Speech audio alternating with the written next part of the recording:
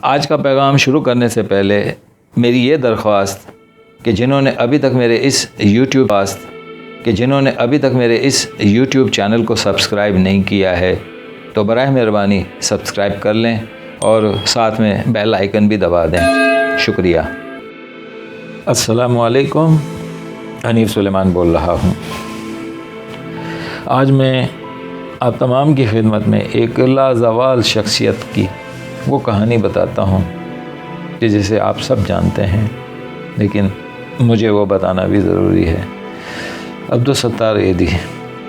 میں کبھی سوچتا ہوں کہ پاکستان میں اگر عبدالستار ایدھی نہ ہوتے تو کیا ہوتا۔ کراچی میں جہاں کئی بے یار و مددگار لاشیں پڑی ہوتی ہیں، یا وہ نشہ کرنے والے جو صبح کسی فٹ پاتھ پر مردہ پائے جاتے ہیں، ان کو اسلامی طریقے سے کون دفن کرتا؟ یا وہ بوڑھے والدین کہ جو نافرمان اولاد کی وجہ سے ایدھی ہوم میں رہتے ہیں، وہ کہاں رہتے؟ یا وہ لڑکی اپنے گناہ کی نشانی، یا وہ لڑکی کہ جس کے پاس اپنی پیدائش، بچے کی پیدائش، اس کو پال نہ سکنے کی وجہ سے اس کو وہ لے کر کہاں جاتی؟ یا وہ بیمار یا زخمی جانور کا ٹھکانہ کہاں ہوتا اگر عبدالستار ایدھی کراچی میں نہ ہوتے؟ جب ہم عبدالستار ایدھی کی خدمات اور ان کی طرف سے غریبوں کی مدد کے سلسلے میں کیے جانے والے کاموں کو دیکھتے ہیں تو کچھ دیر تو ہمیں یقین ہی نہیں آتا کہ پاکستان کے اس بے ایمان اور کرپٹ معاشرے میں ابھی بھی ایسے لوگ موجود ہیں۔ رفاع عامہ سے متعلق ان کی خدمات ہوں یا میڈیکل سروسز سے متعلق، ہر جگہ وہ موجود ہیں۔ گو کہ یہ کام تو حکومت، خاص طور پر صوبائی حکومتوں کے ذمہ ہوتا ہے، مگر صوبائی حکومت کے وزیروں، مشیروں، اعلیٰ سرکاری افسروں کو تو لوٹ مار، اقربا پروری اور بددیانتی سے فرصت ہی نہیں۔ عوام مرتے ہیں تو مرتے رہیں۔ ایدھی صاحب نہ صرف پاکستان بلکہ دنیا میں جہاں کہیں انسانی آفتیں آتی تھیں موجود ہوتے تھے۔ لبنان میں اسرائیل کی بمباری سے تباہی ہو یا بنگلہ دیش میں سیلاب آیا ہو، وہاں ایدھی صاحب موجود ہوتے تھے۔ حتیٰ کہ اپنی جان کی پرواہ نہ کرتے ہوئے مصیبت کے وقت وہ افغانستان بھی چلے جاتے تھے۔ ایدھی صاحب نے اپنے کام کا آغاز 1951 میں کھارا در میں اپنے 2 کمروں کے فلیٹ کے نیچے ایک کچی سی جگہ پر فری ڈسپینسری کھول کر کیا۔ اچھا، اس کے بعد انہوں نے ایک میٹرنٹی ہوم کھولنے کے لیے گلیوں اور بازاروں میں جھولی پھیلاؤ اسکیم شروع کی۔ ایدھی صاحب جہاں جھولی پھیلا کر کھڑے ہوتے، لوگ کچھ نہ کچھ ان کی جھولی میں ڈال دیتے تھے۔ ایک دن مجھے ایدھی اولڈ ایج ہوم جانے کا اتفاق ہوا تو وہاں میرا رواں کانپ رہا تھا۔ میں اندر سے رونے لگا کہ جب میں نے ایک بزرگ خاتون کو یہ کہتے سنا کہ میرا بیٹا آنے والا ہے، مجھے لے جائے گا، تو وہ تو مجھے پارک کی سیر کرانے لایا ہے۔ میں نے پوچھا، اماں کتنے دن ہو گئے؟ وہ بزرگ کہنے لگیں 8 مہینے ہو گئے ہیں، وہ جلد آئے گا اور مجھے اپنے گھر لے جائے گا۔ ایدھی ہومز میں کل ملا کر تقریباً 10 سے 12,000 لوگ رہتے ہیں کہ جن میں سے تقریباً 6,000 بزرگ خواتین و حضرات ہیں، اور ان خواتین اور حضرات میں سے اکثریت ان کی اولادیں جوان ہیں۔ کئی ایک لوگوں کے ساتھ تو معاشی مسئلہ بھی نہیں ہے، مگر بیوی کے کہنے یا گھر کی خوبصورتی خراب ہونے کا خیال کرتے ہوئے یہ کم بخت اپنی جنت کو ایدھی اور بلکہ ایدھی کی جنت بنا دے۔ دراصل زمانہ بدل گیا ہے، پاکستان میں تو کچھ زیادہ ہی بدل گیا ہے۔ والدین کے کندھوں پر بیٹھ کر میلے یا تعزیے دیکھنے کے لیے جانے والے بچے اپنے والدین سے جھوٹ بول کر انہیں ایدھی سینٹر کے میلے میں تنہائی اور لاچارگی سے لڑنے کے لیے چھوڑ جاتے ہیں۔ دراصل پاکستانی نوجوان نسل بڑی ہوشیار ہو گئی ہے۔ ان کے لیے ہر رشتہ ایک سیڑھی کی طرح ہے جس پر پاؤں رکھ کر وہ اوپر چلے جاتے ہیں اور پھر اس سیڑھی کو کسی کاٹ کباڑ کی طرح گودام میں ڈال دیتے ہیں۔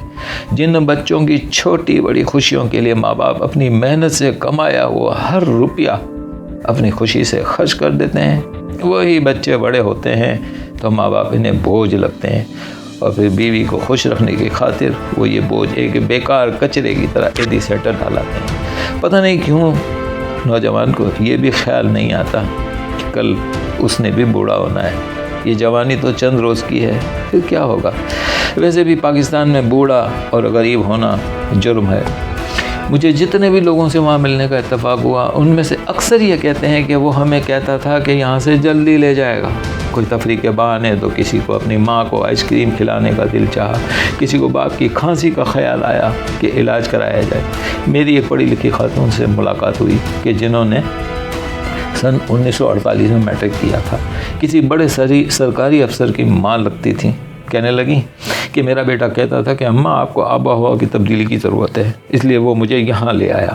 ہم تو یورپ اور امریکہ کے بارے میں سنتے تھے کہ یہاں اولڈ ایج ہوم ہوتے ہیں جہاں اولاد مصروف ہونے کی وجہ سے ماں باپ کو چھوڑ جاتی ہے، مگر میں حیران ہوں کہ اس اسلامی ملک میں جہاں اللہ اور رسول کے نام لینے والے بستے ہیں، رمضانوں میں مساجد میں جگہ نہیں ہوتی، بقرعید پر قربانی کا اچھا جانور جلد ختم ہو جاتا ہے، عمرے کے سیزن میں جہازوں میں سیٹ نہیں ہوتی ہے، عید میلاد النبی کے موقع پر ہر طرف نعتیں اور اللہ کا کلام ہو رہا ہوتا ہے، وہیں اپنے بوڑھے ماں باپ کو عیدی سینٹر میں چھوڑ کر جانے والوں کی تعداد میں اضافہ ہوتا جا رہا ہے۔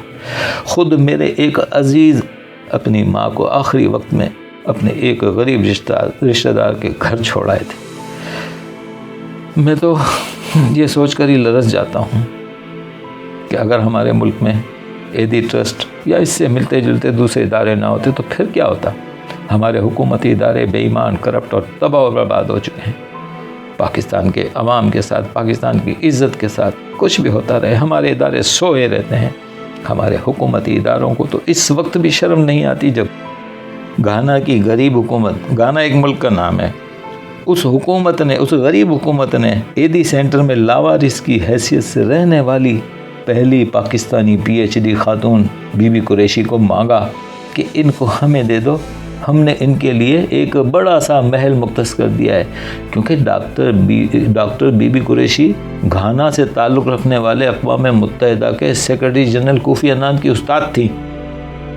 عیدی ٹرسٹ میں گزشتہ 20 سالوں میں تقریباً 25,000 لاوارث بچوں کو پرورش کے لیے بے اولاد جوڑوں کے حوالے کیا گیا، اور گزشتہ 7 سالوں میں تقریباً 65,000 لاوارث لاشیں غسل کفن کے بعد اسلامی طریقے سے دفنائی گئیں۔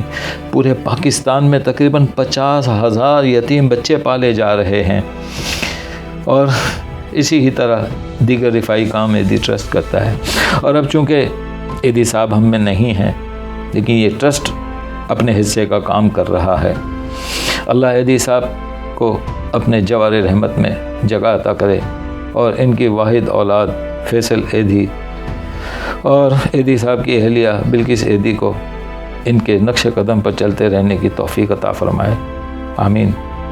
آج کے پیغام کا اختتام کرتا ہوں۔ السلام علیکم ورحمۃ اللہ وبرکاتہ۔